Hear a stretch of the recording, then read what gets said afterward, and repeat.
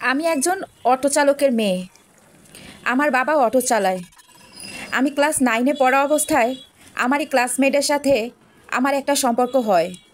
দিনে দিনে আমাদের সম্পর্কটা বাড়তে থাকে। আমরা দুজনে একসাথে এসএসসি পরীক্ষা দেই। আমার হাজব্যান্ড পরীক্ষায় অনেক ভালো রেজাল্ট করে, ও জিপিএ 5 পায়, কিন্তু আমি পাই না। তারপরও দুজনে সেম কলেজেই ভর্তি হই। আমাদের সম্পর্কটা আরও আগাতে থাকে। আমরা যখন ইন্টার পরীক্ষা দেই, আমার হাজব্যান্ড আবারও জিপিএ 5 পায়। আমার হাজব্যান্ড পড়াশোনায় আমার থেকে অনেক ভালো, কিন্তু একটা কথা আছে না, কুড়িতে বুড়ি। আসলে ছেলেরা এস্টাবলিশড হওয়ার আগেই একই ক্লাসে পড়ে থাকা যে মেয়েরা পড়াশোনা করে তারা অনেক আগেই অনেক আগেই বড় হয়ে যায়। বাবা মা তাদের বিয়ে দেওয়ার জন্য পাগল হয়ে ওঠে। আমাদের আর্থিক অবস্থা যেহেতু তেমন ভালো ছিল না, সে কারণে আমি ইন্টার কমপ্লিট করার পরে বিভিন্ন জায়গা থেকে আমার বাবা বিয়ের প্রস্তাবগুলো দেখছিল যে আমাকে তাড়াতাড়ি বিয়ে দিবে, কিন্তু আমার সাথে তো আমার ক্লাসমেটের সাথে সম্পর্ক। তো বাবা মায়ের অমতেই আমি সেই ইন্টার পাস করা ছেলেকে বিয়ে করলাম। বিয়ে করে আমার স্বামী আমাকে সোজা তাদের বাসায় নিয়ে গেল। বাড়ির ছোট বউ আমি। 5 মাস হয়েছে বিয়ের বয়স। বিয়ের পর থেকেই দেখছি আমার বড় ননদের স্বামী আমার উপর বাজেভাবে তাকাচ্ছে। সারাক্ষণ কেমন জানি একটা বাজে ইঙ্গিত করে আমার দিকে, চোখ মুখ কেমন করে আমার দিকে তাকিয়ে থাকে, আর মুখটা জানি কেমন করে এক একটা অঙ্গভঙ্গি করে। খুব বিশ্রী লাগে আমার এসব। ননদরা আমাদের বাড়ির উপরে দোতলায় থাকে। আমার শ্বশুরবাড়ির আর্থিক অবস্থা খুবই ভালো। আমার শ্বশুর খুব ভালো একটা মাল্টিন্যাশনাল কোম্পানিতে জব করেন। শুধু এই ননদই আমাদের যে বাসা তার উপরের দোতলায় থাকে, একটা নিজেরা বাসা তৈরি করে।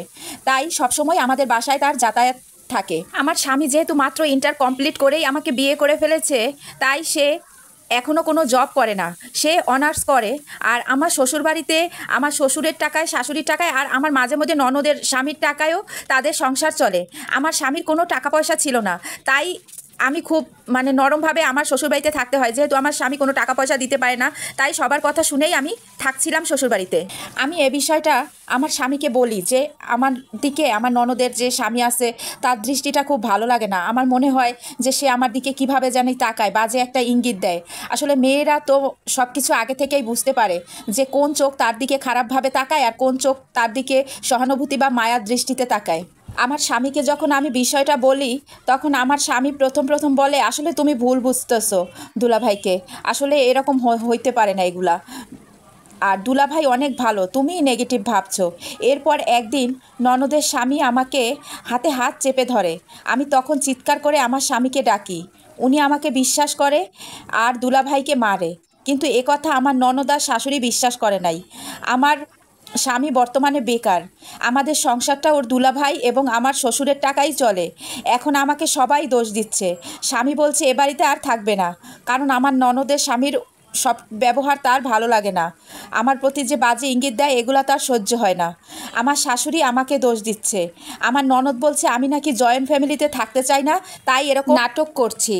আসলে না, আমি তো সত্যিই বলছি আমার সাথে খুব বাজে কিছু হতে চলছে, খুব বাজেভাবেই হয়। এখন আমি কি করতে পারি? আমার স্বামীর ইনকাম নাই। এ বাড়ি থেকে গেলে কিভাবে কি করব? এ বাড়িতে থাকা কি আমার ঠিক হবে? দয়া করে আপনারা একটা ভালো পরামর্শ দিবেন।